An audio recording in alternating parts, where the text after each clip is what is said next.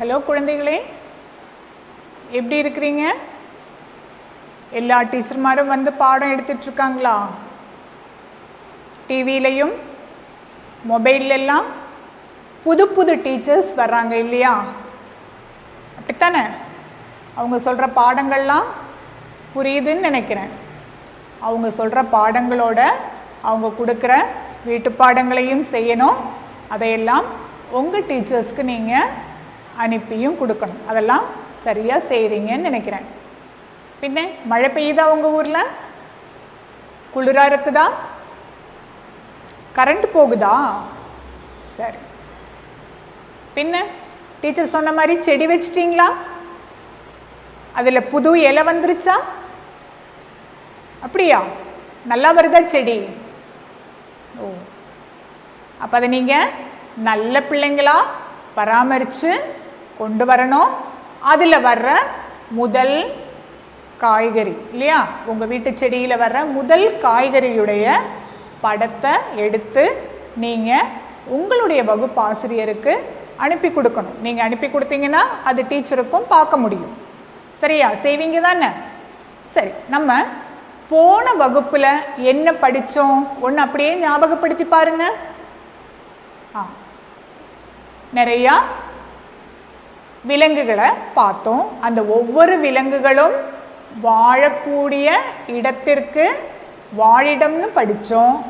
ஒவ்வொரு வாழிடத்துக்கும் ஏற்ற மாதிரி ஒவ்வொரு உயிரினத்திற்கும் சில சிறப்பு அம்சங்கள் இருக்குன்னு படித்தோம். அந்த சிறப்பு அம்சங்களை தகவமைப்பு அப்படின்னு சொல்கிறோன்றதையும் நம்ம பார்த்தோம். பின்ன யாரை பற்றி நம்ம ரொம்ப கூடுதலாக பார்த்தது? மீனை இல்லையா? மீனினுடைய உடல் பாகங்கள்லாம் பார்த்தோம். மீன் எப்படி சுவாசிக்குதுன்னு பார்த்தோம். மீனை வரைச்சிங்களா? நீங்கள் ரொம்ப ஈஸியாக வரைக்கலாம் இல்லையா? வரைச்சிங்களா? சரி. அப்போ அந்த மீனினுடைய பாகங்கள்லாம் உங்களுக்கு ஞாபகம் இருக்குதா? அதனுடைய சிறப்பம்சங்கள் ஞாபகம் இருக்குதா? என்னவெல்லாம்ப்பா ஒன்று சொல்லுங்க. படகை போன்ற உடல் அமைப்பு. சரி, நல்லா ஞாபகம் வச்சிருக்கிறீங்களே. பின்ன என்னப்பா? உடம்புல அடுக்கடுக்கா செதில்கள். பின்ன துடுப்புகள், நீந்தி செல்வதற்கு உறுதுணை செய்யக்கூடிய துடுப்புகள். முக்கியமானது விட்டுட்டீங்க. செவில்கள் இல்லையா? செவில்களால தான் என்ன பண்ணுது? மீன் சுவாசிக்குது. அப்போ போன வகுப்பில் நம்ம என்னவெல்லாம் படித்தோமோ அது எல்லாம் உங்களுக்கு ஞாபகம் இருக்கு. அதே மாதிரி நம்ம உயிரற்றவை உயிருள்ளவை இல்லையா, அதையும் பார்த்தோம். சரி, போன வகுப்பில் நம்ம படித்த எல்லா காரியங்களும் நீங்கள் அப்படியே மனசில் வச்சுருக்கீங்கன்றதில் டீச்சருக்கு ரொம்ப சந்தோஷம். மீன் தண்ணிக்குள்ளே இருக்குன்றது உங்களுக்கு தெரியும். மீன் மட்டுமா இருக்குது? ஏதாவது தாவரங்களை பார்த்துருக்குறீங்களா? குளத்துல எல்லாம் என்ன பார்த்துருக்குறீங்க? பூத்து பார்த்துருக்குறீங்களா? என்ன பூ? தண்ணிக்குள்ள என்ன பூப்பா? தாமரை பூ. சரிதான், தாமரை பூ இல்லையா? தண்ணியில் என்ன கலர்ல பார்த்துருக்குறீங்க? வெள்ளை நிறத்தில், வெள்ளை தாமரை. பின்ன ரோஸ் நிறத்தில் சிகப்பு இல்லையா? அப்படி தாமரை பூ. தாமரை மட்டுமல்ல, அல்லியும் உண்டு. வெள்ளை நிறத்திலையும் நீல நிறத்திலையும் எல்லாம் அல்லியும் உண்டு தண்ணியில். எங்கே இருக்குது அந்த பூ? தண்ணிக்கு மேலே இருக்குதா? தண்ணிக்குள்ளே போயிடுமா? தண்ணிக்கு மேலே இருக்குது. அந்த இலை எப்படி இருக்குது? வட்டமாக இருக்கும் இல்லையா? அந்த இலை மேலே தண்ணி பட்டா நிற்குமா இல்லை ஓடி போயிடுமா? உருண்டு போயிடும் இல்லையா? முத்து முத்தா உருண்டு போயிடும். அது எப்படி? அந்த இலை மேல என்ன இருக்குது? மெழுகு போன்ற ஒரு பொருள் உண்டு. அது மட்டுமல்ல, அங்க காற்று அறைகள் இருக்குது. எங்க காற்று அறைகள் இருக்குது? தண்டுகள்லையும் இலைகளிலும் காற்று அறைகள் உண்டு. பின்ன இன்னொரு காரியம், தண்ணீரில் நம்ம வேற ஏதாவது பூவையோ இலையையோ போட்டால் அது கொஞ்ச நாளில் அழுகி போயிடும்பா. ஆனால் தாமரை நீர் தண்ணியிலேயே இருந்தாலும் அதனுடைய இலைகளும் என்ன பண்றதில்ல, அழுகுவதில்லை. பூ வாடி போயிடும், கொஞ்ச நாள் முடிஞ்சா பூ என்ன ஆயிடும், வாடி போயிடும். ஆனா அதனுடைய இலைகள் என்ன ஆவறதில்ல, அழுகுவது இல்லை. அப்போ உயிரினங்களுக்கு மட்டுமல்ல, தாவரங்களுக்கும் என்ன இருக்குது, அதனுடைய வாழிடத்துல வாழ்வதற்கு ஏற்ற மாதிரி சிறப்பம்சங்கள் இருக்கு. நீங்க சப்பாத்தி கள்ளி அப்படின்னு ஒரு செடி பார்த்துருக்கிறீங்களா? அது எங்க இருக்கும்? பாலைவனத்துல இருக்கும் இல்லையா? பாலைவனம் எப்படிப்பட்ட இடம்? தண்ணி இல்லாத இடம், இல்லைன்னா ரொம்ப குறைவா தண்ணி இருக்கக்கூடிய, ரொம்ப தண்ணி இல்லாத இடம் தான் அது. அதைத்தான் நம்ம பாலைவனம் சொல்ற, ஒரே மணல் பரப்பா இருக்கும். அங்க இருக்கிற செடிகள்ல அதான் கள்ளி செடி, புரியுதுங்களா? அந்த செடியில பார்த்தீங்கன்னா அதனுடைய இலை அமைப்பு எப்படி இருக்கும்னா தடிமனா இருக்கும். அது ஏன் அப்படி இருக்குது? இருக்கிற கொஞ்சம் தண்ணீரையும் அது என்ன பண்ணுது, தன்னுடைய இலைகள்ல சேமித்து வைக்குது. அதனால தான் அது எப்படி இருக்குது, தடிமனா இருக்குது. அப்போ ஒவ்வொரு உயிரினத்திற்கும், அது தாவரமாய் இருந்தாலும் சரி, விலங்கினமாய் இருந்தாலும் சரி, எல்லாவற்றிற்குமே அதது வாழிடத்திற்கு ஏற்ற மாதிரி என்ன உண்டு, சிறப்பம்சங்கள், தகவமைப்பு உண்டு. சரி, இனி நம்ம ஒரு ஆமையை பார்க்கலாம். பாருங்க, இந்த ஆமையுடைய படத்துல பாருங்களேன், ஆமை நீந்தி போகுது இல்லையா? நீந்தி போகிறதுக்கு ஏற்ற மாதிரி அதனுடைய கால்களை பாருங்களேன், சரியா துடுப்பு மாதிரியே இருக்குது. துடுப்பு போல வாக்கும் அதனுடைய கால்கள். அதனுடைய உடல் எப்படி இருக்குது, வழுவழுப்பான உடல் இல்லையா? ஆமையுடைய உடல் மேலேயும் தண்ணீர் என்ன செய்யாது, தங்கி நிற்காது. அது முடிந்தா நம்ம பார்க்கறது யாருன்னு பாருங்க. நீங்க பார்த்துருக்கிறீங்களா? வாத்து உங்க வீடுகளுக்கு பக்கத்துல எல்லாம் இருக்கும், இல்லைன்னா சிலப்போ உங்க வீடுகள்லயே இருக்கலாம். அதனுடைய சிறப்பம்சங்கள் என்னன்னு பாருங்க. எண்ணெய் மயமான இறகுகள். அதனுடைய இறகுகள் எப்படிப்பட்டது, அதுல ஒரு எண்ணெய் மயம், ஒரு வழுவழுப்பு இருக்கும். இந்த ஆமை மாதிரி தான் இந்த வாத்தினுடைய அந்த கால்களை பாருங்களேன். வாத்து நீந்துற இடத்துல அந்த கால்களை பாருங்க. அந்த கால் விரல்களுக்கு இடையே பாருங்க ஒரு ஜவ்வு மாதிரி இருக்குதா? அப்படி இருக்கும்போது என்ன ஆகுது, இதனுடைய கால்களும் துடுப்பு மாதிரி செயல்படும். அப்போ எண்ணெய் மயமான இறகுகள் இருக்கு, கால் விரல்களுக்கு இடையே உள்ள ஜவ்வு நீந்துவதற்கு உதவுகிறது. பின்ன என்னப்பா, அதனுடைய அந்த வாத்தினுடைய அலகு இல்லையா? அந்த அலகும் ஒரு சிறப்பு தான். எப்படி இருக்கும், தட்டையா இருக்கும். மற்ற பறவைகளை போல அல்ல, தட்டையான அலகாக்கும். அது எதுக்காக அப்படின்னு சொன்னா, நீரிலும் சேற்றிலும் இரை தேடுவதற்கு உதவக்கூடியது. அப்ப இப்ப வாத்தை பத்தி நம்ம என்னவெல்லாம் படிச்சோம்? எண்ணெய் மயமான இறகுகள், கால் விரல்களுக்கிடையே உள்ள ஜவ்வு நீந்துவதற்கு உதவுகிறது, நீரிலும் சேற்றிலும் இரை தேட உதவும் அலகுகள்.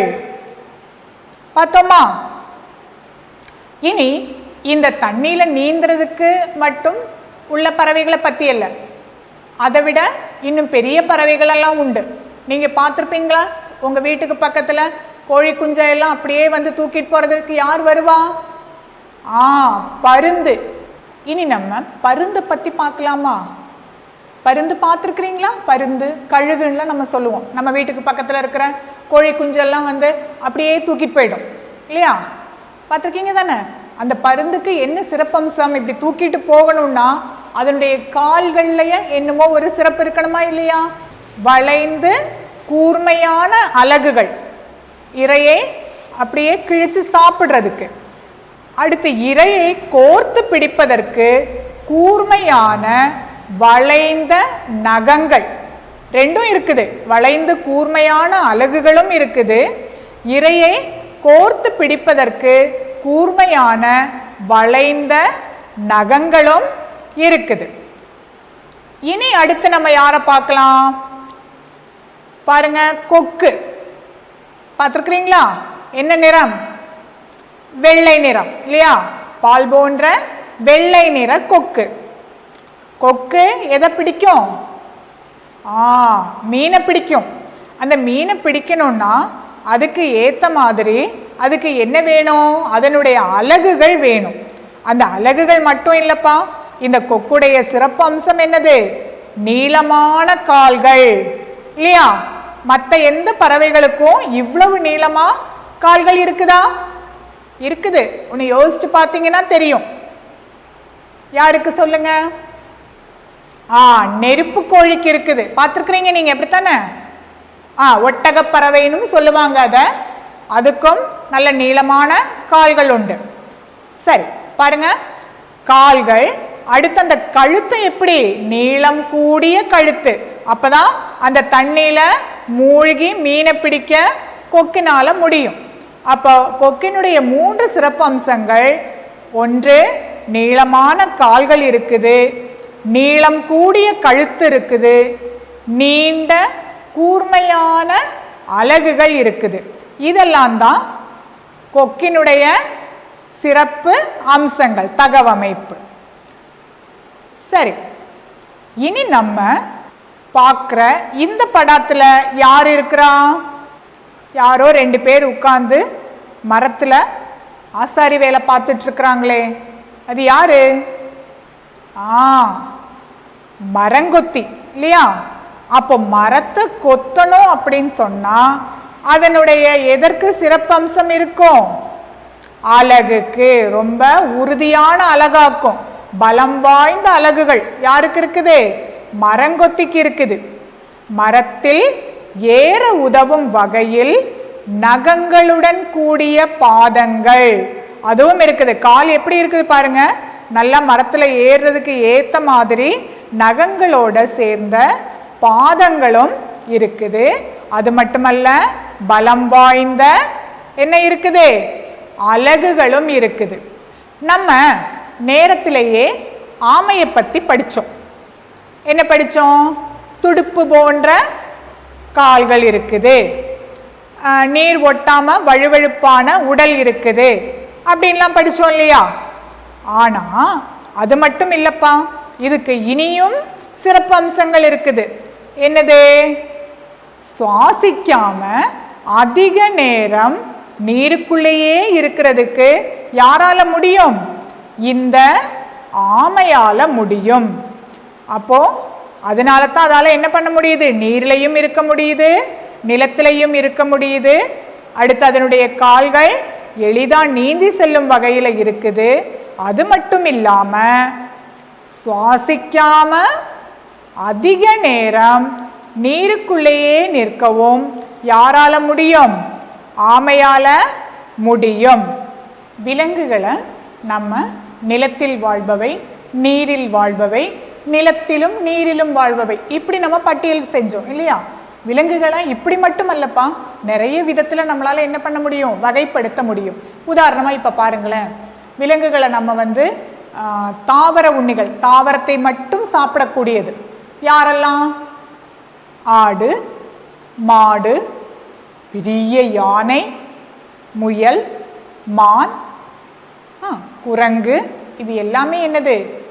தாவரத்தை மட்டும்தான் சாப்பிடும். அதாவது பழம், இலைகள், அது மாதிரி உள்ளதைத்தான் சாப்பிடும். ஆனால் காட்டில் இருக்கக்கூடிய சிங்கம், புலி, சிறுத்தை இதெல்லாம் என்ன செய்யுது? புல்லும் இலையுமா சாப்பிட்டுட்டு இருக்குது? இல்லையே. மற்ற மிருகங்களை கொன்று தின்னுது இல்லையா? அப்போ இதுக்கு ஏற்ற மாதிரி இந்த விலங்குகளுக்கும் தகவமைப்புகள் வேறுபடும். நீங்கள் ஒன்றை பாருங்க, பார்த்துருப்பீங்க. நீங்கள் மாடெல்லாம் உங்கள் வீடுகள்லேயே இருக்கும், இல்லைன்னா பக்கத்தில் இருக்கும். அது எங்கேயாவது இப்படி மதிய நேரத்தில் படுத்திருக்கும் போது என்ன செய்யும்? அப்படி வாயை போட்டு என்ன பண்ணிட்டு இருக்கோம்? அசைச்சுக்கிட்டே இருக்கும். அதுக்கு என்ன காரணம்னு யோசிச்சு பார்த்துருக்குறீங்களா? அது புல் மேயும் போது என்ன பண்ணும்? அவசர அவசரமாக எல்லாத்தையும் தன்னுடைய இறைப்பைக்குள்ள தள்ளிவிட்டுரும். அப்போ அது செரிமானம் ஆகணுமா வேண்டாமா? அதுக்காக அது என்ன பண்ணுது? ஓய்வு எடுக்கும்போது அந்த உணவுகளை திரும்பவும் வாய்க்கு கொண்டு வருது. கொண்டு வந்து நல்லா மென்று அரைத்து அதற்கப்புறம் தான் என்ன பண்ணுது? அதை விழுங்குது. இதை நம்ம அசை போடுதல்னு சொல்லுவோம். அப்போ இப்படி செய்கிறதுக்கு ஏற்ற மாதிரி அதனுடைய பற்களை நீங்கள் கவனிச்சு பாருங்க, எப்படி இருக்கும்? தட்டையான பற்களாக்கும். தாவர உண்ணிகளுடைய பற்கள் எப்படி இருக்குது? தட்டையா இருக்குது. ஏன்னா அதுக்கு மாமிசம் மாதிரி கிழிச்சு சாப்பிட வேண்டிய தேவை இல்லை. அதே மாதிரி ஆடோ மாடோ போய் என்ன பண்ணாது, இனி ஒரு விலங்க இப்படி பிடிச்சி நகத்துல கிழிக்காது. அதனால அதனுடைய நகங்கள் எப்படி இருக்கும்? தட்டையாத்தான் இருக்கும் இல்லையா? நம்ம அதை குழம்புகள்னு சொல்லுவோம். அதை வச்சு ஒரு விலங்கை என்ன பண்ண முடியாது, அதால அப்படி பிடிச்சி கிழிக்கிறதுக்கெல்லாம் முடியாது. ஆனா நீங்க சிங்கம், புலி, சிறுத்தை இது மாதிரி உள்ள விலங்குகளோட பற்கள் பாருங்க. அவங்களுடைய பற்கள் எப்படி இல்லை? தட்டையா இல்லை.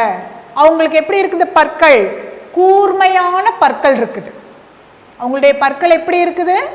கூர்மையா இருக்குது. அவங்களுடைய நகங்கள் எப்படி இருக்குது? கூர்மையாகவும் இருக்குது, வலிமையாகவும் இருக்குது. அதனால தான் ஒரு மானோ இல்லை காட்டெருமையோ விலங்குகள் எது போனாலும் இந்த சிங்கத்தாலையும் புலியாலையும் என்ன பண்ண முடியுது? பாய்ந்து பிடித்து நகங்களால கிழித்து அதை சாப்பிட முடியுது. அப்போ இதுலயே வித்தியாசம் பார்த்தீங்களா? தாவரத்தை சாப்பிட்ற விலங்குகளுக்கு அதுக்கு ஏற்ற மாதிரியான தகவமைப்புகள் இருக்குது.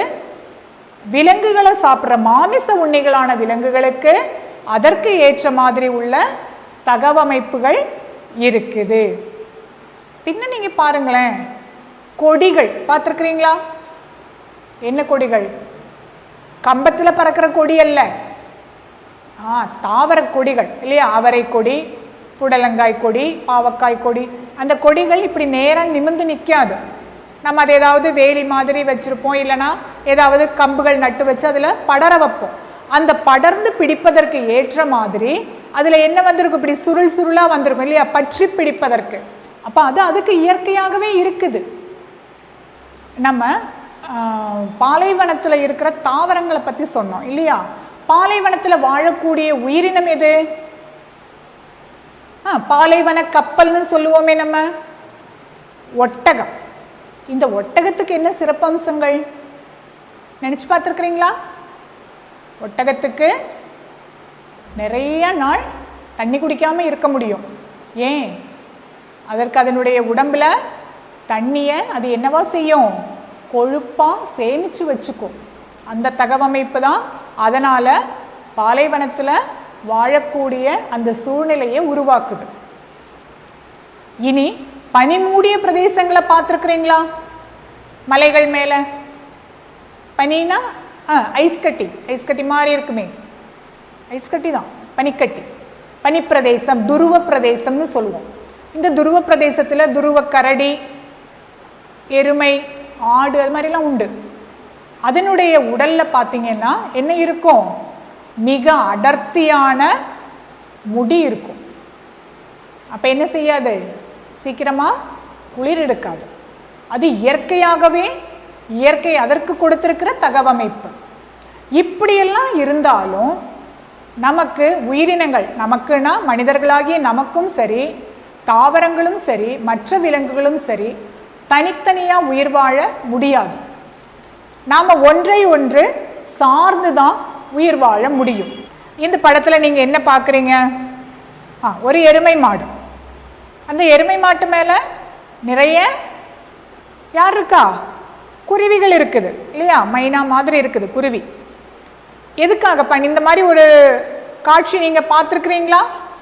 எருமை மாட்டு மேலே காக்காவானாலும் குருவி ஆனாலும் இருக்கும். என்ன செய்யும் அது? அந்த மாடு மேலே உள்ள சின்னஞ்சிறு பூச்சிகளை கொத்தி சாப்பிடும். அப்போ மாட்டுக்கு தன்னுடைய உடம்பு மேலே உள்ள பூச்சிகள் போய் கிடைக்கும். என்னாகும்? பறவைகளுக்கு அதனுடைய உணவும் ஆச்சு. இந்த ஆலமரத்தில் என்னவெல்லாம் இருக்கும்? ஆலமரத்தை சார்ந்து வாழக்கூடியது யாரெல்லாம்? அணில், பறவைகள், எறும்புகள், இதெல்லாம் இந்த ஆலமரத்தை சார்ந்து வாழுது. இந்த ஒரு ஆலமரத்தை நம்ம வெட்டினோம்னா நிறைய பறவைகளுக்கு கூடு இல்லாமல் தங்க இடம் இல்லாமல் போயிடும், அணில்களுக்கு இடம் இல்லாமல் போகும், எறும்புகளுக்கு. அப்படி இவையெல்லாம் இந்த உயிரினங்கள் எல்லாம் இந்த ஆலமரத்தை தான் சார்ந்து வாழுது. ஆனா ஆலமரம் யாரை சார்ந்து வாழுது? தனியா ஒரு ஆலமரத்தால என்ன பண்ண முடியாது? வளரவோ வாழவோ முடியாது. அதுக்கு என்னவெல்லாம் வேணும் சொல்லுங்க? மண் வேணும். மண் மட்டும் இருந்தா போதுமா? சூரிய ஒளியும் வேணும், பின்ன நீர் வேணும், காற்று வேணும். இதெல்லாம் இருந்தா தான் ஆலமரத்தால உயிர் வாழ முடியும். இந்த ஆலமரம் இருந்தா தான் அணில், பறவைகள், எறும்புகள் இவற்றிற்கு வாழிடமும் கிடைக்கும். சூரிய ஒளிக்கும் மண்ணுக்கும் எல்லாம் உயிர் கிடையாது. இதெல்லாம் உயிரற்ற காரணிகள். ஆனா இந்த ஆலமரத்தை சார்ந்து இருக்கக்கூடிய அணில், பறவைகள் எல்லாம் உயிருள்ள காரணிகள். அப்போ இந்த ஆலமரம் அப்படின்றது ஒரு வாழியல் மண்டலம். அந்த வாழியல் மண்டலத்துல உயிருள்ள காரணிகளும் உயிரற்ற காரணிகளும் ஒன்றை ஒன்று சார்ந்திருக்கின்றன. இது மாதிரி மனிதர்களாகிய நாம யாரையெல்லாம் சார்ந்திருக்கிறோம்? தாவரங்கள் இருந்தா மட்டும்தான் நம்மளால உணவு சாப்பிட முடியும். அடுத்து உறைவிடம், தங்குறதுக்கு இடம் வேணுமல்ல. இடம் வேணும்னா அதற்கும் நாம மற்றவற்றை தான் சார்ந்து வாழ்றோம். பின்ன நம்ம உயிர் வாழணும்னாலே தாவரங்கள் உதவி செய்யணும். ஏன்? உயிர் வாழணும்னா என்ன வேணும்? நமக்கு காற்று வேணும். காற்றுனா நீங்க இனி பெரிய வகுப்புகள் எல்லாம் படிப்பீங்க, ஆக்சிஜன் அப்படின்னு சொல்றோம். இந்த ஆக்சிஜன் கிடைக்கணும்னா என்ன வேணும்? கண்டிப்பாக இந்த உலகத்தில் மரங்கள் வேணும். நாம் ஒரு மரத்தை வெட்டணும் நம்ம மனசால நினைக்கும் போது நம்ம என்ன செஞ்சிருக்கணுமா? 10 மரத்தை நட்டு வச்சிருக்கணும்னு ஆக்கும். இப்போ நம்முடைய அரசாங்கமும் மற்ற அமைப்புகளும் எல்லாமே நம்ம ஜூன் 5ஆம் தேதி இல்லையா, உலக சுற்றுச்சூழல் தினம் சொல்லி கொண்டாடுறதுல உள்ள ஒரு முக்கிய நோக்கமே என்னதுதான்? நமக்கு இந்த மரங்களை வளர்த்துவது தான். இப்போ நம்ம மனிதன் எந்தெந்த காரணிகளை சார்ந்திருக்கிறான், எந்தெந்த உயிரினங்களை சார்ந்திருக்கிறான்னு பார்க்கலாம். உணவுக்காக தாவரங்கள், உயிரினங்கள். தாவரங்கள் போது கீரை எல்லாம் என்னது, நெல்லிலிருந்து காய்கறிகள்ல இருந்து பழங்கள்ல இருந்து எல்லாமே அந்த தாவரங்கள்ல வந்துடும். அதுக்கடுத்து உயிரினங்கள். நம்ம சாப்பிட்றோமா இல்லையா? எதை சாப்பிட்றோம்? ஆடு, கோழி, பல விலங்கினங்களை பல ஊர்ல இருக்கிறவங்க சாப்பிட்றாங்க. அதுக்கடுத்து ஆடை, நாம் அணியக்கூடிய ஆடைக்காக தாவரங்களை சார்ந்திருக்கிறோம். அதுக்கடுத்து நீங்க குளிர்காலத்துல எல்லாம் போடுவீங்களே, என்ன போடுவீங்க? குளிராடை, ஸ்வெட்டர் சொல்லுவோம் இல்லையா? அது எதனுடைய முடியிலிருந்து எடுக்கப்படுது? செம்மறி ஆடுகளினுடைய முடியிலிருந்து எடுக்கப்படுது. அதுக்கடுத்து உறைவிடத்திற்காக நாம் என்ன செய்கிறோம்? மரங்களையும் சார்ந்திருக்கிறோம். குழந்தைகளே, நாம் இந்த வகுப்பிலிருந்து இப்போ என்ன தெரிஞ்சுக்கிட்டோம்? இயற்கையாகவே ஒவ்வொரு உயிரினத்திற்கும் அதன் வாழிடத்திற்கு ஏற்ற தகவமைப்புகள் உண்டு. இதில் எந்த ஒரு வாழிடம் அழிக்கப்பட்டாலும் அது உயிரினங்களை மட்டுமல்ல, மற்றொரு வாழிடத்தையும் அழிக்கும். மனிதர்களாகிய நமக்கு இந்த வாழிடங்களை பாதுகாக்க வேண்டிய பொறுப்பு உள்ளது. அதனால குழந்தைகளே, என்ன செய்யக்கூடாது? தேவையில்லாம எந்த மரத்தையோ குளத்தையோ எந்த ஒரு உயிரினத்தினுடைய வாழிடத்தையோ நாம் என்ன செய்யக்கூடாது? அழிக்க கூடாது. சரி, இப்போ இன்னைக்கு வகுப்புல நீங்க நிறைய உயிரினங்களுடைய தகவமைப்புகளை பார்த்தீங்க. உங்க வீட்டுக்கு அருகாமையில் உள்ள, உங்க வீட்டில் உள்ள விலங்காக இருந்தாலும் சரி, உயிரினமாக இருந்தாலும் சரி, கவனிச்சு ஒரு 5 உயிரினங்களுடைய சிறப்பம்சங்களை, தகவமைப்புகளை உங்களுடைய சூழ்நிலை நோட்டு புத்தகத்தில் நீங்கள் குறித்து வைக்கணும். அதை உங்கள் ஆசிரியருக்கும் சொல்லணும். மீண்டும் அடுத்த வகுப்பில் சந்திக்கலாம். வணக்கம்.